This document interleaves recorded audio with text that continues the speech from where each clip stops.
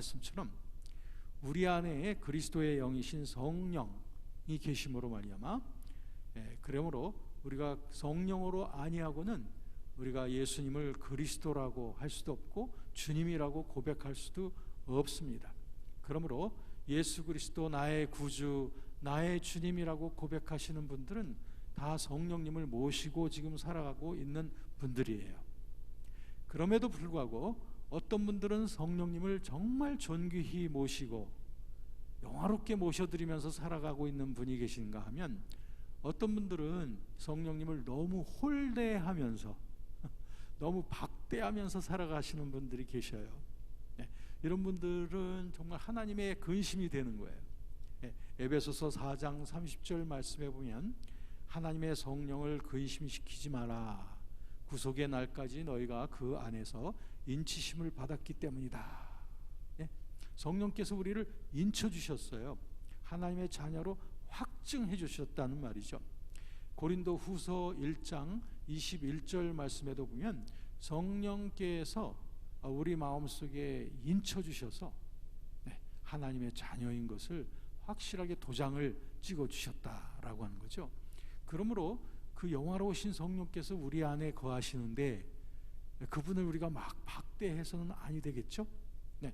자, 오늘 어제 시간에 이어서 성령님께서 우리에게 계시해 주신, 우리 속에 계시해 주시는 하나님의 그 놀라운 비밀스러운 그 영광이 어떤 것인가를 오늘 말씀을 드리겠습니다.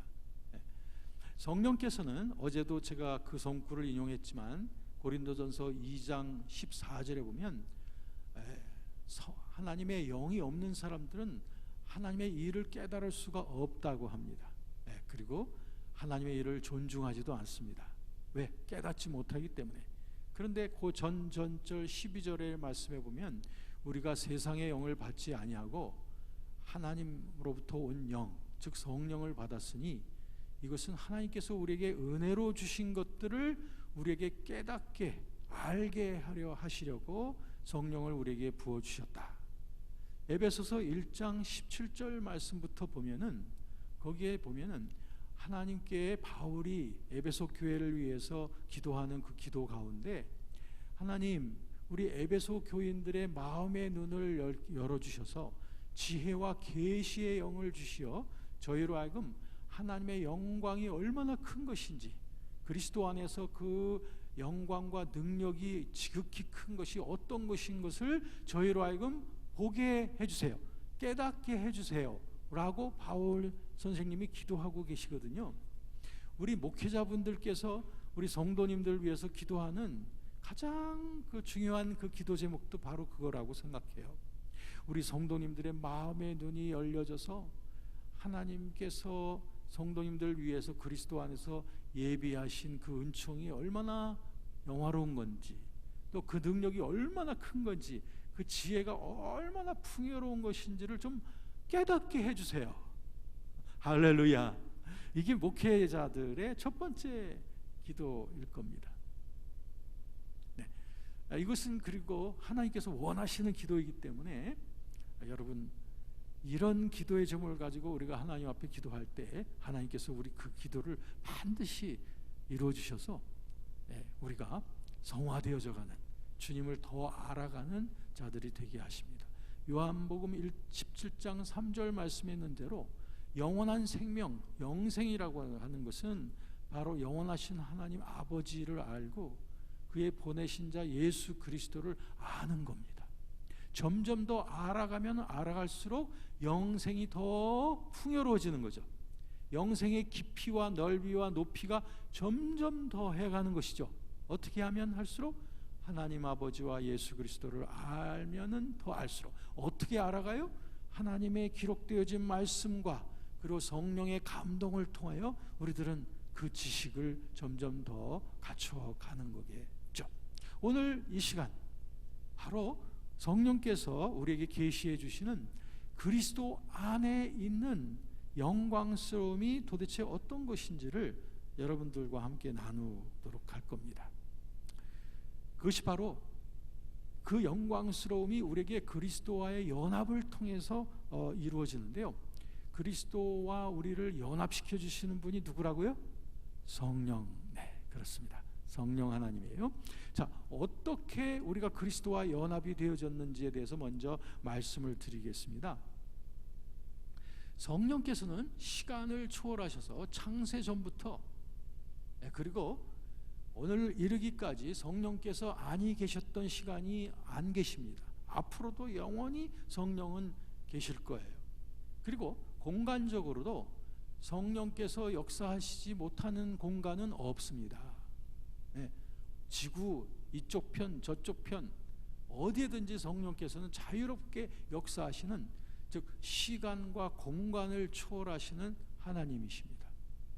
그 성령께서 예수 그리스도와 그리고 여러분 개개인 사이의 시간과 공간의 차이를 뚫고 성령께서 그걸 연결시켜 주시는 거예요. 다시 말씀드릴게요. 저와 여러분들은 지금 21세기를 살고 있어요. 그리고 대한민국의 지금 서울에 지금 자리하고 있습니다. 그런데 성령께서는 당연히 이 자리에 또 여러분 안에도 계시지만, 그 같은 성령께서는 2000년 전, 아니 그 이전, 하늘과 땅이 세워지기 전부터도 성부, 성자, 성령 하나님은 그 시간을 초월해서 역사하고 계시기 때문에 성령께는 21세기하고 1세기하고 그리고 BC 2000년, 3000년이나 다 마찬가지예요.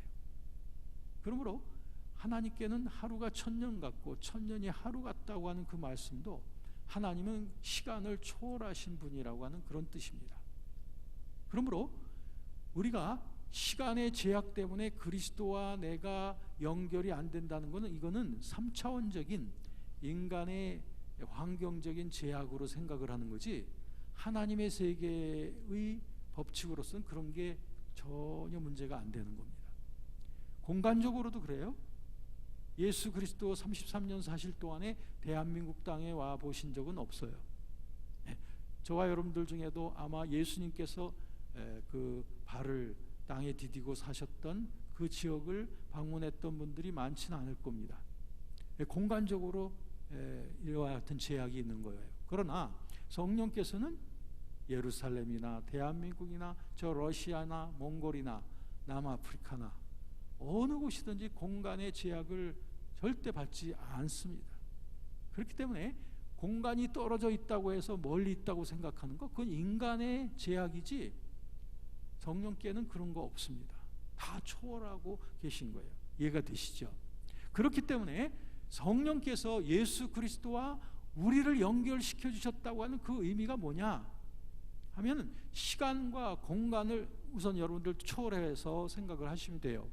시간과 공간을 초월해서 예수 그리스도를 그냥 이 자리에 계시다고 생각해 보시고 바로 지금 이 시간에 계시다고 생각하면 오히려 이해하기가 더 좋을 거예요. 그렇다면 그리스도와 함께 되었다는 그 의미는 예수 그리스도께서 저와 여러분들 위해서 이루신 모든 일들, 그 모든 일들과 여러분들이 하나로 연결되어지도록 한 것, 그분의 죽으심과도 연결이 되고 그분의 장사 지내심과도 연결이 되었고 그분의 부활하심하고도 연결이 되어졌으며 그분의 승천하심과도 연결이 되어지도록 하신 분이 성령이십니다. 할렐루야. 와, 이게 대단한 놀라운 신비인 겁니다. 이와 같은 신비에 대해서는 앞으로 과학이 좀 더 발전하면 여기에 대해서 이런 것들을, 물론 아인슈타인의 그 상대성 원리라든지 이런 것들도 이러한 시간 공간의 제약을 초월하는 이론에 대해서 우리가 좀 참조가 많이 되지만 아직도 멀었죠.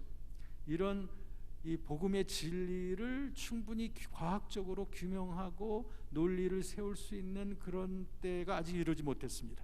그렇지만 저와 여러분들은 성령께서 주시는 깨달음을 통하여 이 초과학적인 이와 같은 사실을 이미 경험하면서 살 수 있는 초월적인 인간들인 줄로 믿습니다.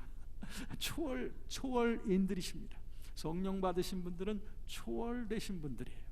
네. 시간과 공간을 초월하여 그리스도와 연합이 되어져 버린 거예요. 자, 그러면 여기에서부터 우리의 모든 능력과 모든 거룩함이 샘솟듯이 퍼져나오게 되는데요. 이제 여러분들이 오늘 나눠드린 여기에 또 보시면, 오늘 이 그리스도 안, in Christ, 그리스도 안에서 우리를 위해서 이루신 그 모든 일들이 그대로 우리에게 적용이 되는 거예요. 포도나무와 가지의 비유가 바로 그것입니다. 요한복음 15장은 요한복음 14장과 16장 사이에 끼어 있잖아요. 요한복음 14장부터 16장까지가 성령장입니다. 아시죠? 요한복음 14장에서부터 보혜사 성령에 대해서 나옵니다. 16장까지 쫙 나오는데 15장은 예수님과 포도나무와 가지의 비유가 나와요. 그런데 거기 보면 너희가 내 안에, 내가 너희 안에, 이게 얼마나 놀라운 성령님의 최고의 진리가 여기에 있는 겁니다. 즉 성령님과 동행하는 삶에 있어서의 핵심적인 그 신앙은 바로 내가 너희 안에, 너희가 내 안에, 즉 그리스도 안이라고 하는 이 진리 속에 있다고 하는 것입니다. 그게 바로 요한복음 15장이 14장과 16장 사이에 다리 역할로서 딱 중요하게 중심에 있는 그 이유가 되는 거예요. 자, 그러면 말이에요, 이제 우리의 모든 능력이 거기에서 나오는 거예요. 거듭난 자들은 이제 더 이상 나 자신을 의지하지 않고 사는 사람들입니다. 이전 삶은 지나간 사람들입니다. 고린도후서 4장 16절 말씀에 보면은 이전 우리의 겉사람은 후패하지만 우리의 속사람은 날로 날로 새로워진다 라고 말했으며, 고린도후서 5장 17절에 아마도 여러분들이 잘 아는 말씀, 우리 그리스도 예수 안에 있는 자들은 새로운 피조물이 되어서 이전 것은 지나가고 보라 새 것이 되었도다. 할렐루야. 새 것이 무엇인가요? 베드로전서 1장 23절 말씀에 보면 살아있고 영원한 하나님의 말씀으로 거듭난 것입니다. 거듭난 거예요. 우리들은 말씀으로, 성령으로 거듭난 거예요. 그것이 우리의 새 것입니다. 우리의 거듭난 새로운 삶은 말씀과 성령으로 계속적으로 새로워져야 되는 것이죠. 그렇기 때문에 거듭난 우리들은 거듭남으로만 만족해서는 아니 되는 것이고, 너의 구원을 두려움과 떨림으로 너희 구원을 이루라고 하는 그 말씀처럼 우리들은 저 그리스도의 장성한 분량에 이르기까지, 또 천국문에 입성할 때까지 우리들은 계속 성장해 나가야 되고 계속적으로 강화되어져 가고 더욱더 능력 있게 되어져 가야 될 줄로 믿습니다. 거듭남이라고 하는 것은 이제 그리스도 안에서 하나의 영적인 어린아이로 태어난 것에 불과한 것입니다. 물론 가장 중요하죠. 거듭남이라고 하는 이 중요한 사건이 없이는 그 이후의 성숙이라는 걸 우리가 기대할 수 없기 때문이죠. 그러니까 가장 중요한 거예요. 우리 구원에 있어서 가장 중요한 건 거듭남인데 그것으로 끝나는 게 아니라는 것이죠. 그것이 시작이라는 거예요. 우리 구원의 생명이 거듭남으로부터 시작이 되는 거예요. 요한일서 2장 12절부터 14절까지 보면 거기에 우리의 영적인 성숙의 단계를 4단계로 구분을 해놓은 것을 볼 수가 있습니다. 거기에 보면 가장 갓난아이 단계가 있고요, 그 다음에 어린아이 단계가 있어요, 그 다음에 청년 단계가 있고요, 그 다음에 어른의 단계, 이렇게 4가지로 나눠져 있어요. 우리말 성경에는 아이들아 이렇게 되었기 때문에 구분이 안 되지만 우리가 헬라어 성경에 보면 그것이 구분이 돼요. 테크니아라고 하는 것과 파이디아라고 하는 것하고 구분이 되어져 있습니다. 그러면 무슨 말이냐면 가장 1차적 단계는 갓난아이예요. spiritual baby, 갓난아기예요. 그런데 거기에서 하나님을 점점 알아가게 되면 어린아이 단계가 되는 거예요. children, 어린아이 단계 돼요. 거기에서 점점 더 강화되어지고 말씀으로 마귀를 이기고 그렇게 청년의 단계로 나아가게 되고요. 거기에서 더 장성하게 되면 아비의 단계에 이르게 되는데, 그 아비의 단계는 하나님을 충만히 아는 단계라고 거기 표현되어 있고, 아비들이 하는 일이 뭐죠? 그것은 바로 자녀들을 낳아서 양육시키는 일을 하는 것이 아비들이에요. 가장 장성한 단계에서는 우리들이 사람들을 양육해서 세워가는 일을 할 수 있는 능력이 갖춰지는 거죠. 그러니 우리들 얼마나 자라나야 됩니까? 여러분들 아마 제가 여러분들에게 손들어 보라고 하진 않겠지만 여러분들 스스로를 향해서 한번 물어보세요. 나는 갓난아기인가? 아니면 어린아이인가? 아니면 청년인가? 아니면 어른인가? 이렇게 스스로에게 물어보면 아마 1번, 2번 또는 3번, 4번 스스로 여러분들이 답이 나올 거예요. 그렇다면 자라나야 된다는 거예요. 자라나야 돼요. 할렐루야. 우리 자라나는 우리 반도 중앙교회 성도님들 되어주시기를 주의 이름으로 축원합니다. 네. 자, 그래서 우리는 로마서를 통해서 보면은 거기에 그리스도 안에서 이루어진 일들이 놀랍게 계시되어져 있습니다. 특별히 1장부터 6장까지를 우리 신앙의 원리에 대해서 물론 8장까지인데요. 1장부터 8장까지 보면은 신앙의 원리에 대해서 순서적으로 잘 나와 있는데 먼저 1장부터 3장까지 보면은 주로 죄 문제에 대해서 다루고 있습니다. 그리고 4장과 5장까지 보면은 그 칭의에 대해서 다루고 있고요. 그다음에 6장부터 8장까지는 성화에 대해서 다루고 있어요. 근데 이게 다 별개가 아닙니다. 죄, 칭의, 성화가 다 구원론의 아주 중요한 각 파트들이에요. 죄론을 제대로 다루지 않고는 참다운 구원론이 나오지 않아요. 그리고 칭의, 의롭다함 받는 신앙이 없이는 구원에 이를 수 없습니다. 그런가 하면 성화의 문제를 다루지 않고는 구원의 열매가 없습니다. 그러니까 죄, 칭의, 성화 이 세 가지는 우리 구원에 있어서 아주 중요한 세 개의 요소라고 하는 것을 먼저 말씀을 드리면서 여기서 우리들이 특히 그리스도 안에 대해서 다루기 위해서 먼저 말씀을 드리면 우선 저와 여러분들은 그리스도를 몰랐을 때 누구 안에 있었을까요? 성경에 보면 바로 아담에 속한 자들이었어요. 아담에 속했다는 건 뭐냐? 이거는 에덴 동산에서 첫사람 아담과 하와가 하나님 앞에 불순종하게 됨으로 말미암아 그 불순종의 기질이, 불순종의 경향성이 우리 자연인들 속에 다 내재되어진 상태로 우리가 태어나게 됐습니다. 그러므로 지구상에 태어나는 모든 사람들은 다 이 불순종의 기질을 가지고 태어나게 된 거죠. 불순종이에요. 그게 아담으로부터 이어받은 유전자라고 해야 될까요? 아담으로부터 이어받은 경향성인 것입니다. 그걸 우리가 부인할 수가 없어요. 우리는 태어나면서부터 자라나면서부터 부모에게도 반항하지만 하나님을 몰라라 하고 하나님께 영광을 안 돌리죠. 하나님께 감사치도 않죠. 그리스도를 알기 전까지는 말이죠. 그러니까 모든 사람들은 다 아담 안에서 태어난 것입니다.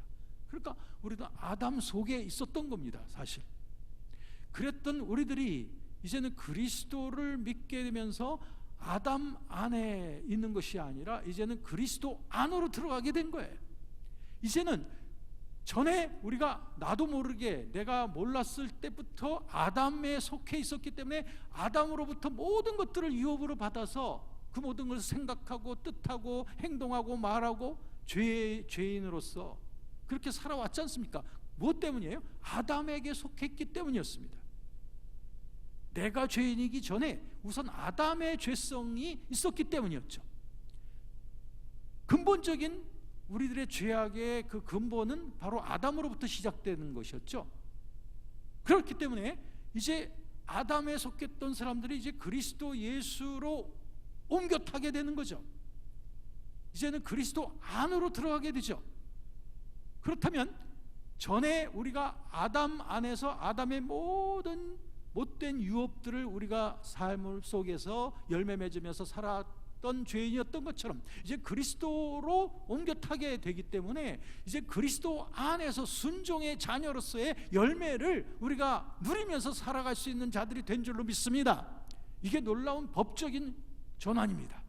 그러므로 로마서 8장 1절 그리고 2절에 보면 그러므로 그리스도 예수 안에 있는 자에게는 결코 정죄함이 없나니 이는 그리스도 예수 안에 있는 생명의 성령의 법이 죄와 사망의 법, 즉 아담의 법이죠. 아담의 법으로부터 너희를 해방하였습니다. 할렐루야. 저와 여러분들은 완전히 해방되어진 자들입니다. 그리스도 안에 완전한 자유와 능력으로 해방이 되어졌기 때문에 이전 것하고 사실상 관계가 없는 자가 되어버린 거예요. 이걸 똑바로 알아야 돼. 이것을 모르기 때문에 당하는 겁니다. 마치 내가 더 이상 거지가 아니고 이제는 하늘나라의 왕자가 되었다는 신분의 변화가 분명히 있음에도 불구하고 그 사실을 내가 모르고 의식하지 못하게 되면은 여전히 거지 같은 그런 품행을 가지고 살지 않습니까? 바로 오늘날 그리스도인들이 그 사실을 모르기 때문에 당하고 있습니다. 모르기 때문에 죄를 계속적으로 짓고, 모르기 때문에 저주의 능력에 계속 공격을 받고, 모르기 때문에 귀신들에게 계속 나의 소중한 것들을 내어주고, 모르기 때문에 당하는 일들이 너무나 많은 거예요. 그러면 이런 손실로부터 우리들이 회복되어질 수 있고 우리가 정상적인 우리의 정체성을 찾을 수 있는 그 길은 그리스도 안에 어떤 일이 일어났는가 하는 것을 똑바로 보면서부터 시작되는 거예요. 그러면 그리스도 안에 성령께서 맺어주신 그리스도 안에서 우리들은 어떤 것들을 생명의 유업으로 받는가? 로마서 15장의 5절부터 7절까지 있는 대로 생명 되신 우리의 포도나무 되신 그리스도로부터 가지된 우리들에게 주어지는 그 생명의 능력이 무엇인가? 그것은 첫 번째는 크게 나누면 이건 두 가지 차원입니다. 첫 번째는 그리스도의 죽으심의 차원이고요, 두 번째는 그리스도의 부활의 능력의 차원이 되겠습니다. 이것을 한번 보기 위해서 우리 한번 로마서 6장을 보시도록 하겠습니다. 6장의 1절을 먼저 보시도록 할게요. 자, 우리 한번 6장 1절 다 같이 읽겠습니다. 시작. 그런즉 우리가 무슨 말을 하리요? 은혜를 더하게 하려고 죄에 거하겠느냐? 네, 2절도 한번 읽읍시다. 시작. 그럴 수 없느니라. 죄에 대하여 죽은 우리가 어찌 그 가운데 더 살리어 됐습니다. 자, 1절 말씀해 보면 그러니 우리가 무슨 말 하리요? 이거는 아까 4장 5장의 내용에 이어진 그런 내용입니다. 4장과 5장에 무슨 내용이냐면 아브라함이 하나님 앞에 의롭다함 받으신 그 방법 그대로 우리도 그리스도 안에서 의롭다함을 받게 되는데, 그 의롭다함 받는 믿음이 뭐냐 하면은 아브라함이 하나님이 죽은 자를 살리시고 없는 것을 있는 것 같이 부르시는 자이심을 믿었을 때 하나님께서 그를 의롭게 여기셨다. 그러므로 예수 그리스도를 믿는 자들도 역시 예수 그리스도가 나의 죄를 위하여 죽으시고 나의 구원을 위해서 다시 사셨다고 하는 것을 믿을 때에 하나님께서는 우리를 의롭다 여기신다. 똑같습니다. 아브라함이 하나님 앞에 의롭다함 받은 그 믿음이나 우리들이 예수 그리스도의 죽으심과 부활에 대한 그 믿음을 고백함으로 말미암아 의롭다함 받는 것과 똑같아요. 바로 그게 4장 5장에 나와요. 그러므로 6장은 그래서 그게 이어지는 거예요. 그러니까 우리가 무슨 말 하리요? 은혜를 더 받으려고 그럼 죄에 거하겠다는 말이냐? 아니, 그러면 너희들이 죄인이었을 때에 그때 너희들이 의롭다함 받았다. 그렇다면 너희들이 더 은혜를 받으려고 그러면 죄를 더 지어도 되겠는가? 2절. 그럴 수 없느니라. 절대 그 말도 안 된다라고 하는 말이에요. 왜 말이 안 되죠? 아니, 너희들은 죄에 대하여 죽은 거 아니냐? 그리스도 예수 안에 너희가 있다면 그리스도가 십자가에서 죄에 대하여 죽은 것처럼 너희도 그 안에서 죄에 대하여 죽은 게 사실이 아니냐? 바로 이 말입니다. 아니, 죄에 대하여 죽은 너희들이 어떻게 죄 가운데 계속 살 수 있단 말이야. 말도 안 돼. 할렐루야. 바로 이게 2절 말씀입니다. 여러분, 사람들은 자꾸 왜 나의 경험을 고백하죠? 진리를 고백하지 않고 내가 어쩔 수 없이 또 죄를 졌어. 세상 살면서 죄를 지을 수밖에 없지. 이건 경험이에요. 경험. 우린 경험 이전에 사실을 고백해야 될 거 아닙니까?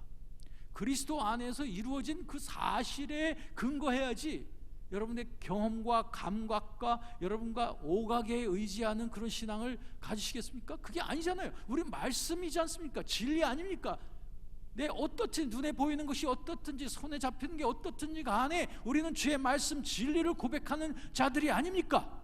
그렇다면 그리스도 예수 안에서 이루어진 이 놀라운 일을, 이 사실을 왜 고백을 하지 않느냐 이거죠.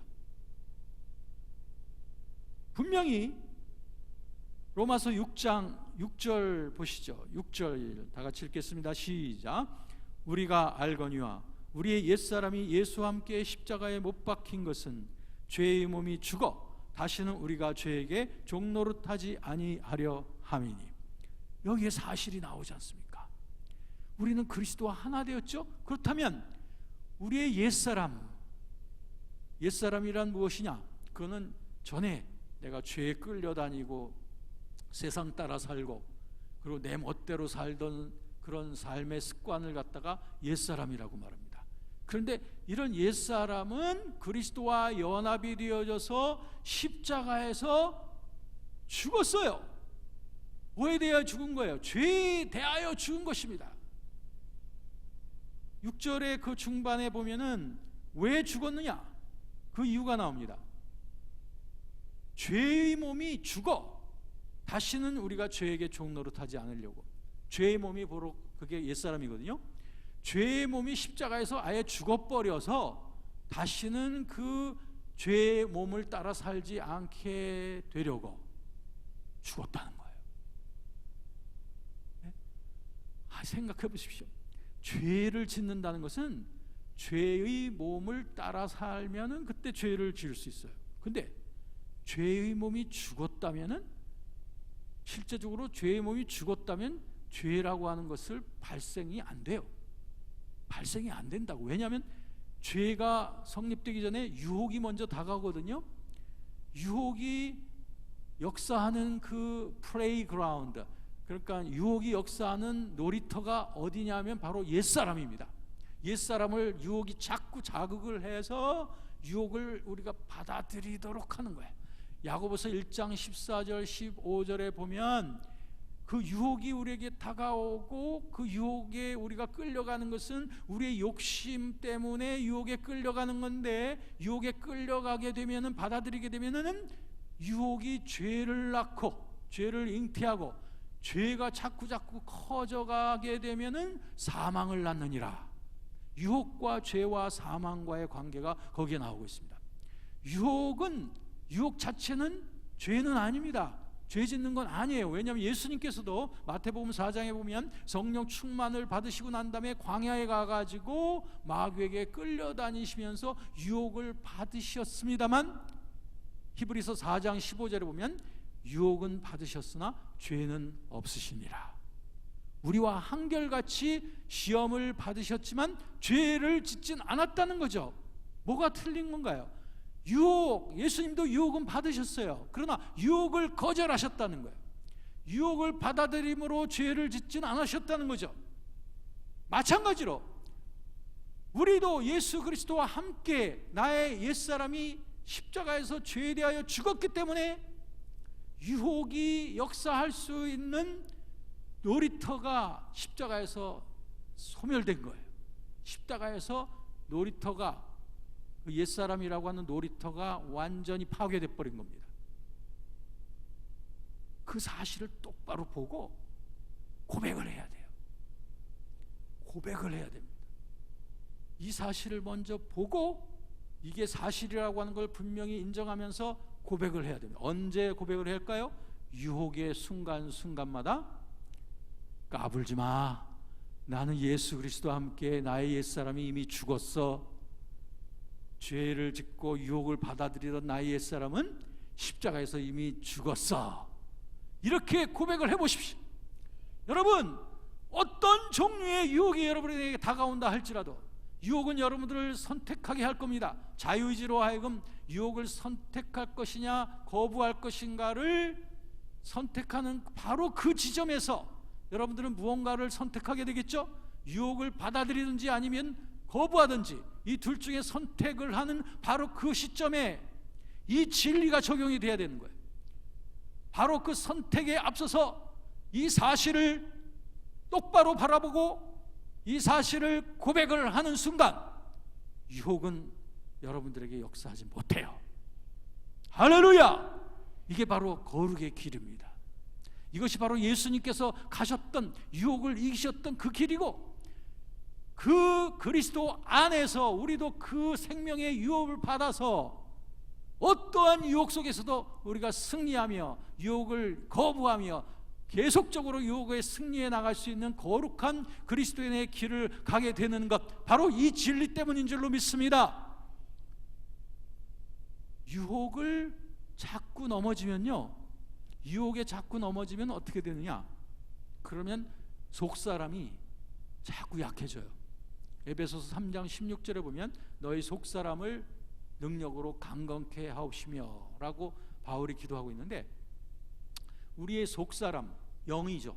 우리의 영이 약해진다는 거예요. 자꾸 유혹을 받아서 죄를 짓게 되잖아요. 그럼 영이 약해지는 거예요. 영력, 기도 많이 하시는 분들의 표현에 하면 영력이 약해지는 겁니다. 이게 영력이 약해지는 비결이에요. 영력이 약해지는 비결 뭐냐? 자꾸 죄를 짓는 겁니다. 옆 사람에게 한번 얘기해 주세요. 영력이 약해지는 비결에 대해서 옆 사람에게 좀 잘 말해 주시오. 빨리 지금 말해 주세요. 옆 사람이 잘 이해하도록.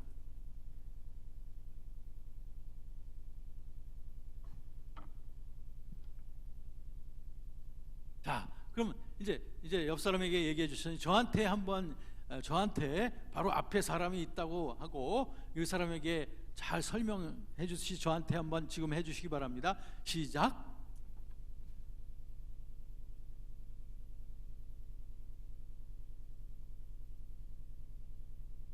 (10초) 만에 끝났네. 다 아시겠죠? 다 이해가 되시죠? 그렇다면 이 사실을 분명히 아셨으면 여러분들은 그 사실을 사실대로 고백하겠습니까? 아니면 사실이 아닌 거짓의 고백을 하시겠어요? 네. 여러분의 감각이나 여러분의 느낌, 여러분의 판단, 이런 것들은 계속적으로 아니라고 그럴 거야. 아니야, 너는 어쩔 수 없어. 죄 지을 수밖에 없어. 그냥 죄 짓고 나서 또 용서받으면 되지 라고 속삭일 거예요. 그것에 여러분의 귀를 기울이고 그것을 선택하면 유혹을 받아들이게 되고 죄를 범하게 되는 거예요.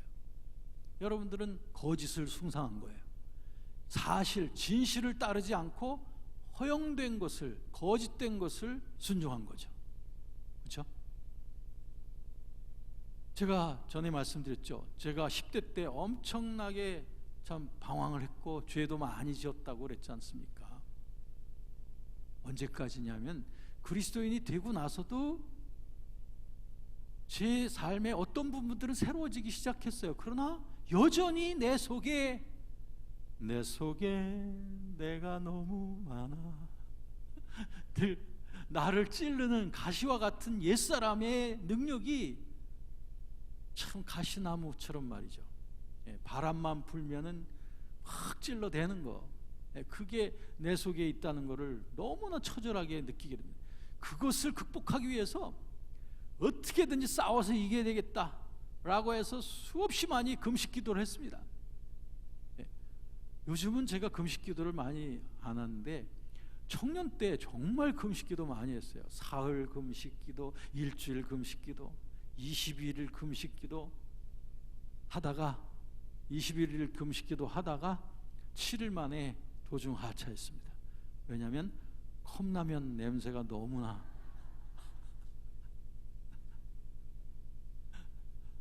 예, 왜 그렇게 금식을 많이 했을까? 그건 싸워서 이겨보려고 했던 거예요. 좀 죄를 싸워서 이겨서 하나님을 좀 기쁘시게 해 보여야겠다, 그런 삶을 살아야 되겠다고 하는 그런 좋은 욕망이죠. 그렇지만 방법이 몰랐던 거예요. 그 방법을 몰랐던 거예요. 그냥 처절하게 계속 싸우면 되는 줄 알았어. 싸워서 언젠가는 내가 죽도록 싸워가지고, 그래서 나 하나님 앞에 그런 기도를 많이 했죠. 하나님, 나를 죽여주옵소서. 내 속에 나를 죽여주세요. 이런 기도를 정말 많이 했는데 지금 생각하면 좀 위험한 기도를 많이 했습니다. 왜냐하면 주위에서 사람들이 나보고 땡깡 기도를 하라고 그러더라고요. 하나님 앞에 땡깡 기도를 하라고 그래. 좋다, 죽기 아니면 살기다 해가지고 기도원에 가가지고 새벽 기도 마치고 나서 그냥 산으로 뛰어 올라갔어요. 눈물을 막 흘리면서 죽기 아니면 살기다, 하나님 내가 죽을래요 하면서. 그래서 절벽 위로 올라간 거예요. 절벽 위로. 그래가지고 한 평 정도 되는 절벽이 있는데 그 밑에는 찬바람이 휙 도는 계곡이에요. 좋아, 이 정도면 내가 죽을 만하구나. 그래서 그때부터 새벽부터 이제 무릎을 꿇고 그 바위 위에서 기도하기 시작하는 거예요. 기도가 아니라 이제 하나님 앞에 땡깡을 부리는 거죠. 이거 성령 충만 안 주면은 또 나 내 속에 있는 죄를 죽여주지 않으시겠습니까? 라고 하면서 막 땡깡 기도를 하고 있는 거예요. 이 받을 때까지 내가 눈을 뜨지 아니하리라. 네. 그러다가 내가 이렇게 기도하다가 내가 절벽으로 떨어지면 그냥 그대로 끝나는 거다. 하나님이 그렇게 하시려면 그렇게 하는 거지 하면서 막 그 절벽에서 눈을 안 뜨고 막 펄쩍펄쩍 뛰면서 막 기도를 하는 거예요. 예. 그러니까 아찔해요, 지금 생각하면. 예. 그런데 눈을 절대 안 뜨고서 막 그 몸부림을 쳤던 거죠. 근데 이제 시간이 어느 정도 되는지는 대강 알 수가 있겠어요. 왜냐하면 햇살이 느껴지니까요. 그러다가 이제 쫙 이제 햇살이 머리 위에 있다가 나중에는 점점 내려가는 게 느껴지던데, 저녁에 소스라한 그 찬바람이 막 계곡에 막 몰아닥치면서 해가 이제 뉘어뉘어 저물어 가는 것이 저에게 느껴지더라고요. 그 다음 얘기는 지금 안 하겠습니다. 그 다음 얘기는 제가 그때 절벽에 떨어져 죽진 않았으니까, 그러니까 이 자리에 와 있는 거예요. 어쨌든 그때 좀 지식이 없는 그 기도를 한 거예요. 하나님 앞에 뭐 마치 흥정하듯이 말이죠. 하나님 앞에 내가 이렇게 할 테니 당신은 나한테 이렇게 해달라, 뭐 이런 전혀 말씀에 대한 지식이 없는 이런 기도를 한 거예요. 뭐 그런 기도하고 금식도 많이 했지만 그렇게 해서 내 속에 있는 죄가 사라지지는 않더라고요. 유혹이 사라지질 않아요. 이제는 알았습니다. 그게 방법이 아니라는 걸 알았죠. 그런 수도사 같은 금식기도 또 금욕주의적인 방법으로 죄를 이길 수 없다는 것을 알게 됐습니다. 그리고 그 놀라운 비밀이 바로 그리스도 안에 있다는 것을 나중에서 알게 됐어요. 그러니 제가 얼마나 이 소식을 전하고 싶어지겠습니까? 그리스도 안에 이미 다 이루어져 있는 거예요. 그것을 적용하고 고백하면 승리하는 겁니다. 실제적으로 유혹을 이길 수 있는 모든 능력이 이 사실대로 고백할 때에 우리들은 유혹에서 이길 수 있는 능력이 언제나 우리에게 주어진다는 것을 나중에서 깨닫게 되었어요. 이 사실을 알기 전까지는 제 속에서 계속 두 세력 간의 싸움이 있었을 뿐이었습니다만, 이제 이 사실을 알고 이 사실 안에서 계속적으로 고백을 하면서 살아가면서 저는 모든 유혹들이, 내가 그 유혹 앞에 섰을 때 이 진리를 똑바로 고백을 하고 주장하기만 하면 유혹이 나에게 역사 못한다는 것을, 이 신비하고도 놀라운 이 거룩함의 이 능력을 보게 되었던 거죠. 이런 놀라운 일을 이루시기 위해서 그리스도께서 십자가에서 죽으신 거예요. 다만 우리가 짓는 죄를 용서하시기 위해서 피 뿌리신 것만이 아니라 죄 짓는 그 옛사람을 다 끌어안고 십자가에서 죽으셨습니다. 그 십자가에서 죽은 것은 바로 우리의 옛사람이 그리스도와 함께 죽은 것임을 믿습니다. 그러므로 이 사실은 변함없는 사실이고, 이 사실을 사실로서 끝까지 고백하는 자에게는 반드시 거룩함의 열매가 주어지게 되는 거죠.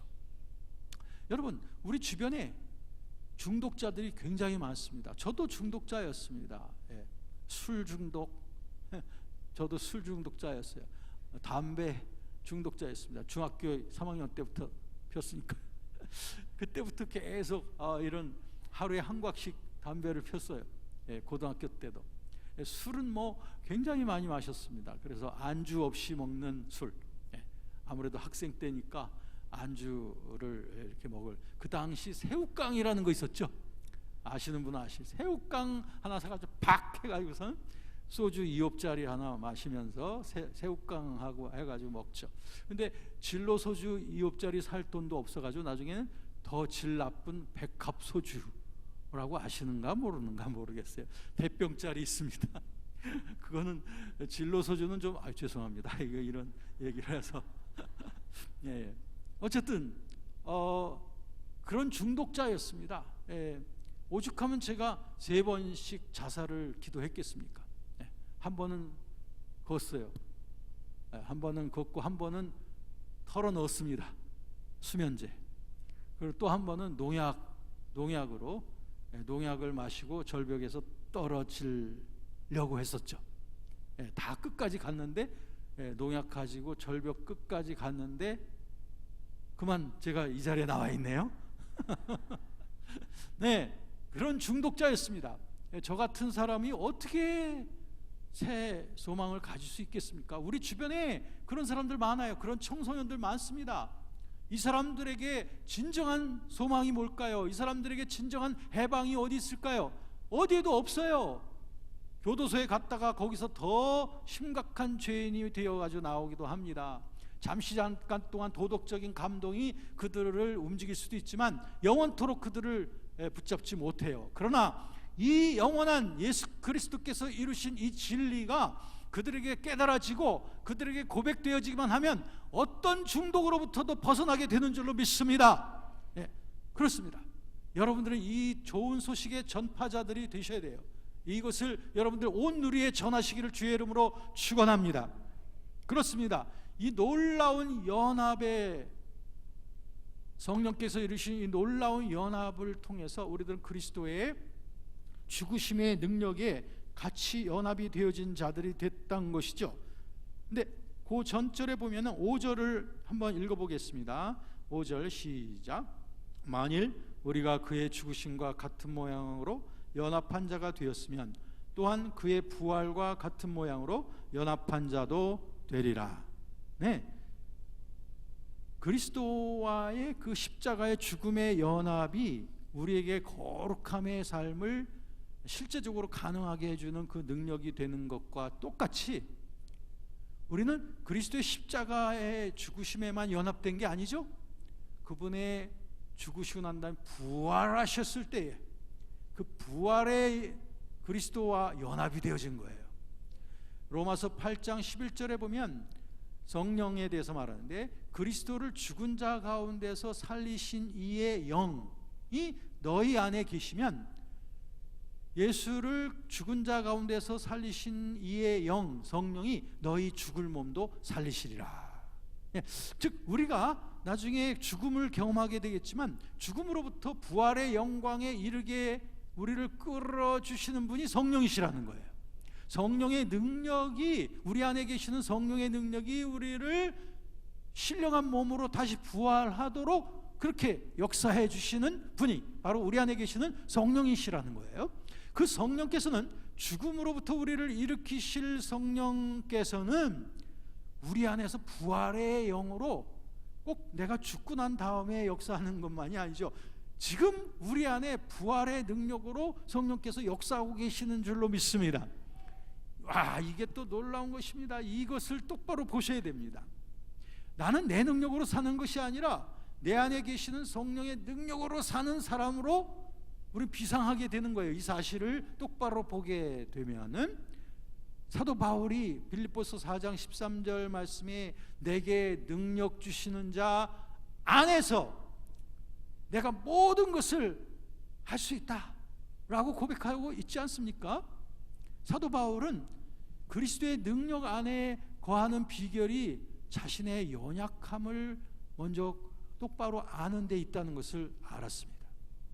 그래서 고린도 후서 12장 9절에 보면 바울이 깨달은 계시의 말씀이 있습니다. 예수 그리스도께서 바울에게 말씀하시기를 내 은혜가 내게 족하도다. 이는 내 능력이 약한 데서 온전하여짐이라고 바울에게 말씀해 주셨습니다. 그러므로 이 사실을 깨달은 바울은 그러므로 내가 모든 것 가운데 내가 자랑할 것은 나의 약한 것을 자랑하리라. 내가 부득불 자랑할지인데 나의 약한 것을 자랑하리라. 왜? 약할 그때에 주님을 의지하게 되고 주님을 의지할 때마다 그리스도의 능력과 지혜를 힘입을 수 있기 때문이라는 사실을 알게 된 거죠. 여러분, 우리가 우리 자신을 자랑하고 우리를 의지하면 내 힘과 내 지혜로 살아가는 겁니다.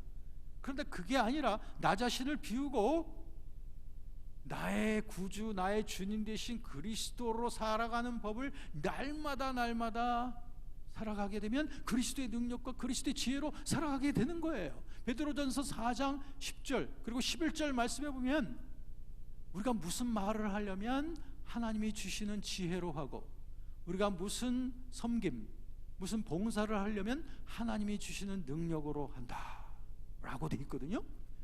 생각해 보십시오. 우리가 무슨 말을 하든 무슨 행동을 하든 나를 의지하면서 말하고 행동하는 사람이 있는가 하면 바울은 그렇게 하는 것이 아니라 내가 무슨 말을 하려면 하나님이 주시는 지혜로 말을 하고, 내가 무슨 섬김으로 봉사를 할 때는 주님이 주시는 능력으로 한다.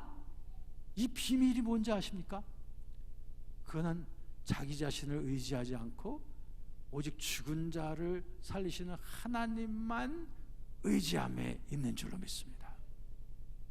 고린도 후서 1장 9절 10절에서 사도 바울이 형제들아, 내가 아시아에서 당한 환난을 너희가 알지 못하기를 원하지 않는다. 심한 고생을 받아서 마음의 사형 선고를 받아서 살 소망까지 끊어졌는데 10절 이는 왜 그런 일이 있었는가? 이는 나로 하여금 나 자신을 의지하지 말고 죽은 자 가운데서 나를 살리시는 하나님만 의지하려 하심이라.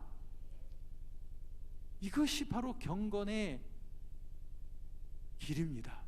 철로 역정의 길입니다.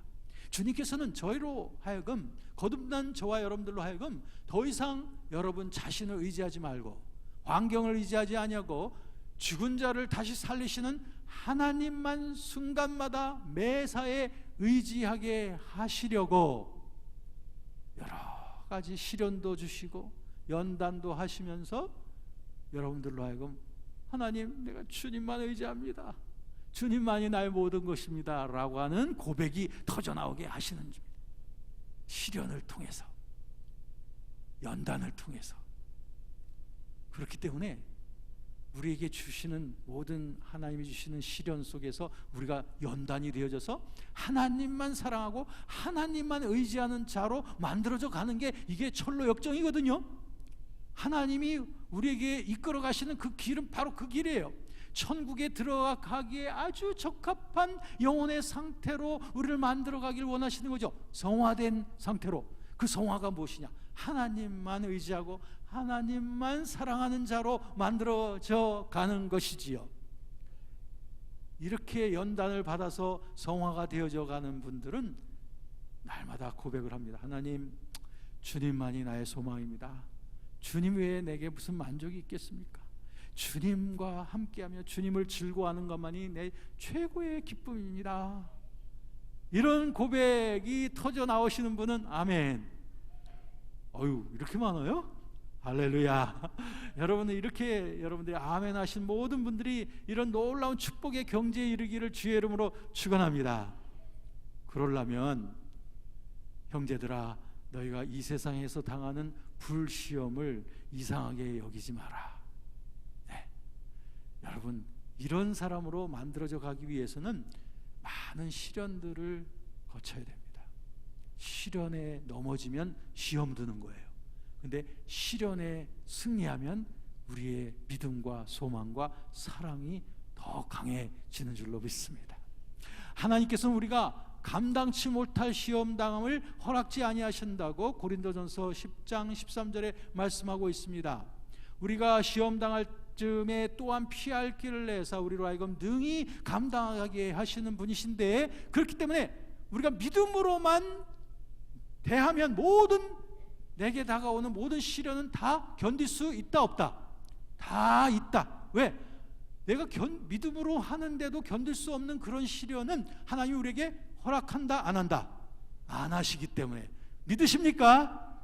그러므로 지금 여러분들이 혹시 찬송할 왜 나만 겪는 시련이냐고 뭐 이런 식으로 고백할지 모르지만 그렇지 않습니다.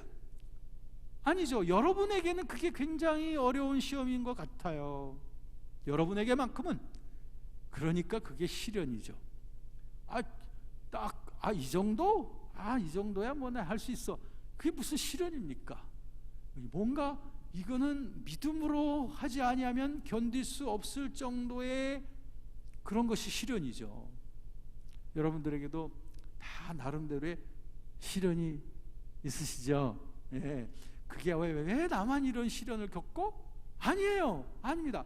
하나님께서 우리 자매님에게 딱 맞는, 그래서 성화를 위해서 딱 요것을 믿음으로만 통과하면 아주 금같은 그런 믿음의 사람으로 만들어져 갈 수 있는 그런 시련을 주신 줄로 믿어요. 예, 믿죠?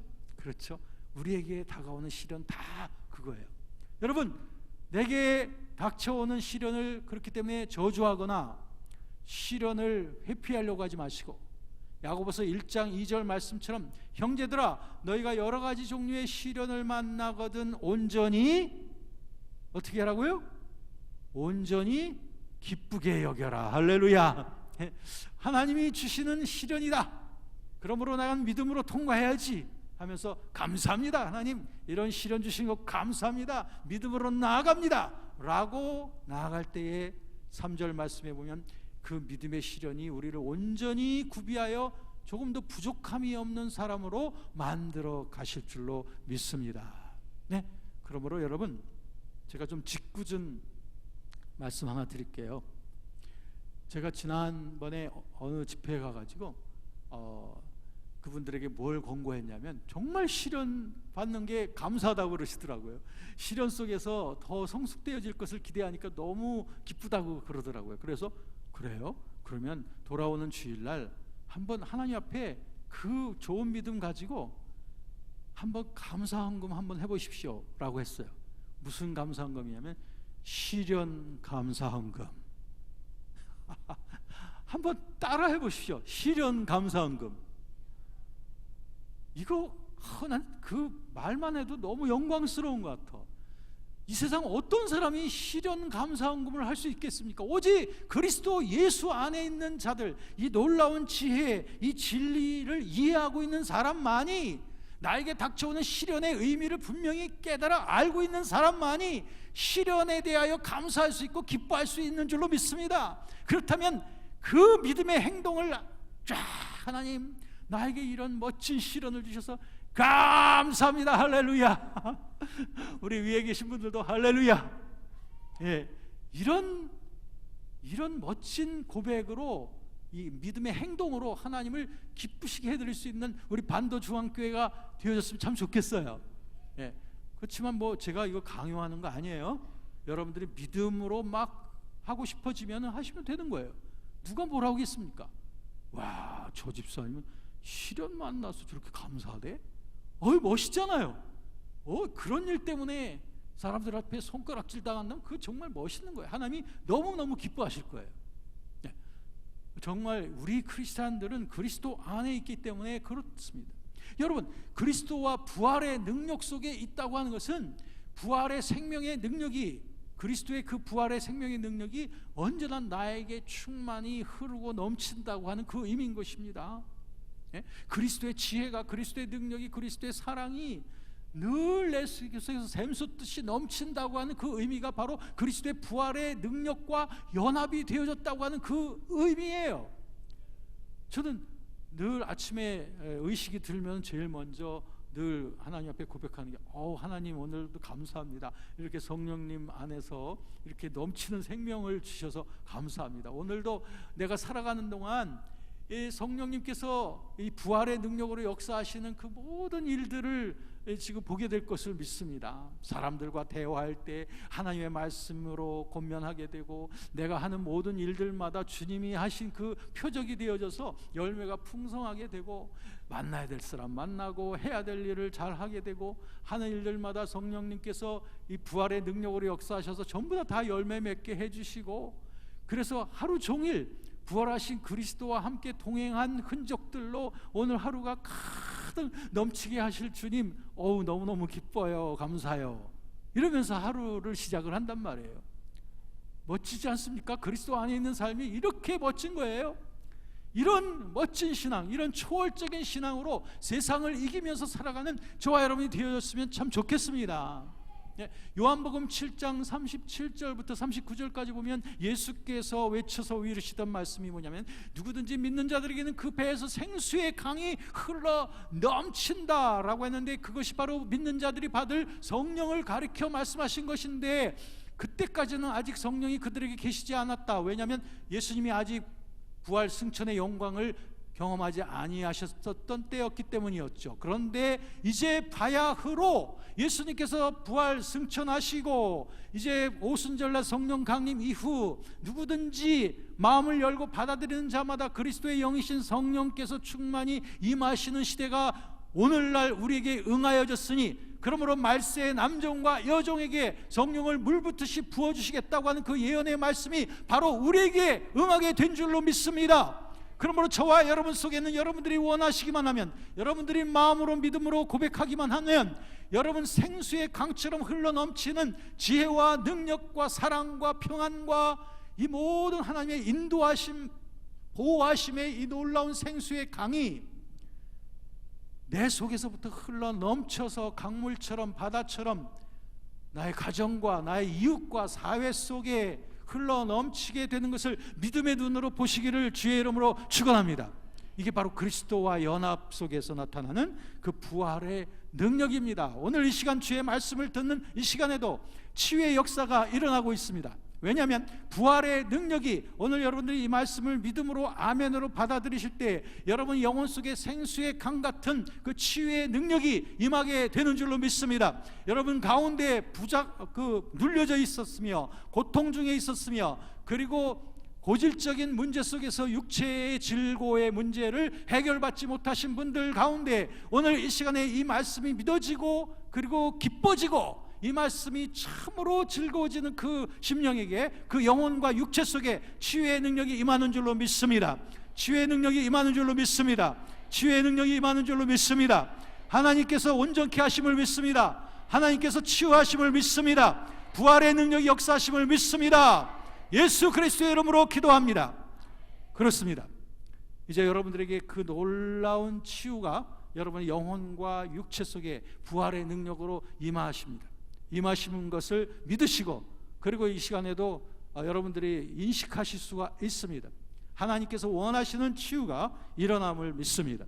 뿐만 아니라 여러분의 삶 속에 우리 하나님의 생명수와 같은 능력이 역사하심으로 말미암아 우리 그리스도의 그 부유하심이 여러분들과 저와의 삶을 늘 지혜와 능력과 그리고 여러 가지 풍요로운 우리 삶을 살아가는 데 있어서 필요한, 또 주의 사역을 위해서 필요한 모든 것들로 채우시고 넘치게 하실 줄로 믿습니다. 왜냐하면 생수의 강처럼 역사하시는 그리스도의 부활의 능력이 빌립보서 4장 19절에 있는 말씀처럼 나의 하나님이 그리스도 예수 안에서 그 영광 가운데 풍성한 대로 너의 모든 쓸 것을 채우시리라.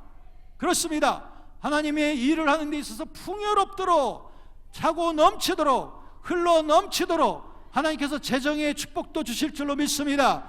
하나님께서 건강의 축복 주심을 감사합니다. 하나님께서 인간적인 형통의 축복을 주심을 믿습니다.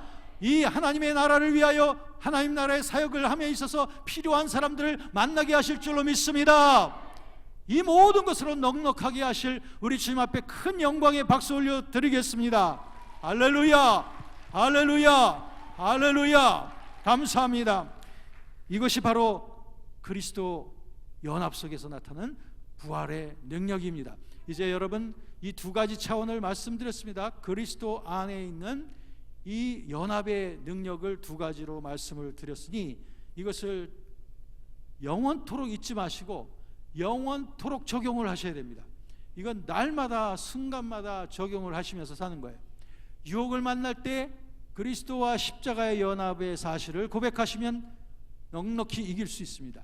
또 어려운 일 만나고 두려운 일 만날 때 그리스도의 부활의 능력과 연합했다는 사실을 고백하실 때 하나님께서 풍요롭게 그 능력 있게 넘치도록 해결하시는 것을 믿음의 눈으로 바라보실 때에 그때 하나님께서 역사하시는 줄로 믿습니다. 그것이 바로 우리 그리스도와의 연합의 능력인 것입니다. 이제 여러분, 이 시간 오늘 두 가지 이 다이아몬드와 같은 이 진리의 말씀을 여러분들이 붙잡으셨으니 이것이 여러분의 삶에 완전히 녹아져서 여러분의 새 생명의 그 강력한 근거가 되시도록 하셔야 됩니다. 오늘 이 시간이 항상 듣는 말씀의 또 다른 하나의 연속이었다라고만 생각하고 잊어버리시면 안 되고 이 두 가지의 연합의 진리를 지금부터 영원토록 천국 갈 때까지 계속 주장을 하셔야 됩니다. 그렇게 될 때 여러분들은 이 능력을 계속 날마다의 삶 속에서 경험하게 될 줄로 믿습니다. 자, 이제 준비되셨죠? 이제 우리 하나님 앞에 기도하는 시간을 가질 것입니다. 기도할 때에 먼저 우리들은 우리 찬양을 한 장 드리고 우리가 기도하겠습니다. 기도 앞에 나와서 기도하시고